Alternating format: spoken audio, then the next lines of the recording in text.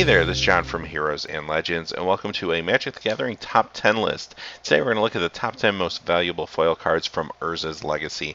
Now before we get started, Urza's Legacy was one of the most broken sets ever printed in the history of Magic, which actually lends itself pretty well to the foil market. A lot of players that purchase foils are into eternal formats like Vintage or Legacy, or they're into Commander or Cube. So having said that, this is also the first set that had premium foil cards randomly inserted into booster packs. And they were a little bit harder to find than they are today. So when you did pull a foil out of the pack of Urza's Legacy, it was a little more special, a little more harder to come by. So let's get into the countdown. Number 10 is Memory Jar, coming in at $29.34. And this card basically lets you just draw a whole new hand of Magic along with your opponents. However, if you do this on your turn, you're the only player that gets to benefit by playing spells that are not instants. So your opponents can still play their instants, but you're able to play your creatures, your sorceries, basically anything you have mana for out of your hand.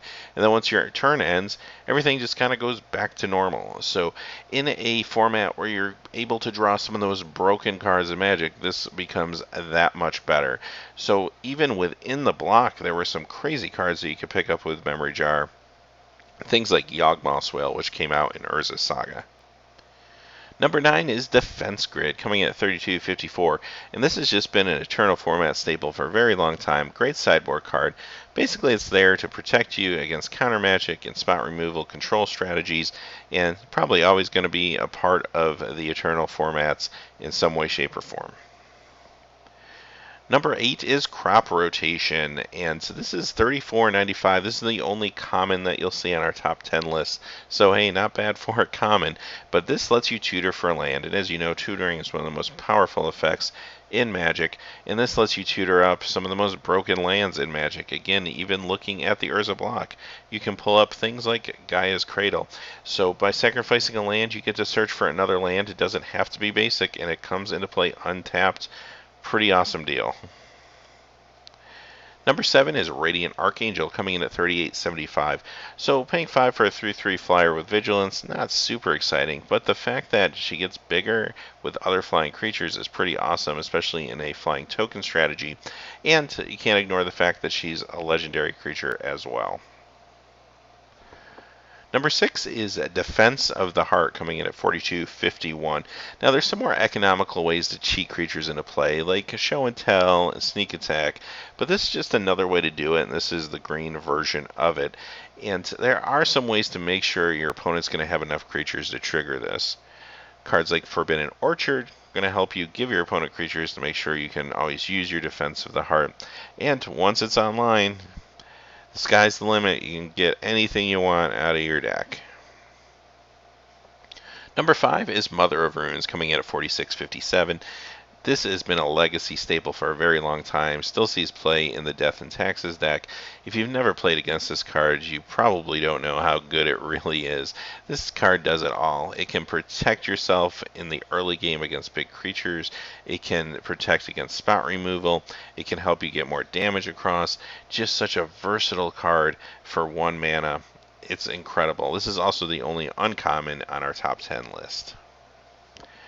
Number 4 is a Goblin Welder, coming in at $47.42. Hey, another way to cheat things into play. I think you're starting to see the link here between some of these most valuable foil cards. So this one's going to let you cheat a artifact from your graveyard into play for exchange for another artifact, basically. Again, costs 1. It's a 1-drop that's going to have a very powerful effect. And there's some cards out there that can really decimate the board state, like Sundering Titan, which gives you a huge creature, but also can really wreak havoc with your opponent's land base. Number 3 is Pelincron, and this is a pretty spendy foil at $62.95.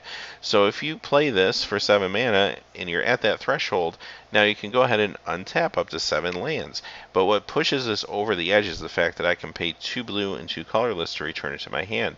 So I can basically create an endless loop of mana as long as I have enough mana to pour back into it. And there's plenty of ways, even again within the block, that help you do that. Cards like Tolarian Academy will basically create an endless mana generator for you. Number 2 is Karmic Guide, coming in at $74.99, and this is a pretty pricey reanimation spell, basically. So it is a creature, 2/2 flyer, has protection from black, which isn't nothing, but the fact that it costs 5 is really because it's letting you take a creature from your graveyard, put it directly into play, and there's a lot of formats out there, like Cube, for example, where you can pull some crazy things like a Grizzlebrand. And the number 1 most valuable foil in Urza's Legacy is Grim Monolith, coming in at $237.45. This is just fast mana. You throw this down for 2 mana and you immediately can tap it to get 3. It's a great way to ramp into big threats quickly. And if you want to be especially degenerate, you can go ahead and take Voltaic Key from the previous set and generate even more mana even faster. Amazing card. It's going to fit into so many cubes. It just does so many things, and that's why it's the most valuable foil in Urza's Legacy. So, having said that, that is our top 10 list. Let me know in the comments below if you'd like to see more of these. I was thinking of doing a top 10 foils for each set in Magic and kind of go through Magic's history, of course, starting with the set, which was the first one. So, if you haven't had a chance yet, please check out our Patreon page as well. It helps us get these videos out to you in a timely manner. Hey, and as always, thanks for watching. Please remember to like and subscribe, and have a great day. Hey, thanks as always for watching. These videos are made possible by viewers just like you through Patreon. Please check out our Patreon page by clicking on the top right. Down below, we have more links to quality Magic the Gathering content. And if you're interested in seeing trading cards open that aren't Magic the Gathering, check out the link to our trading card channel, Heroes and Legends Trading Cards. Thanks and have a great day.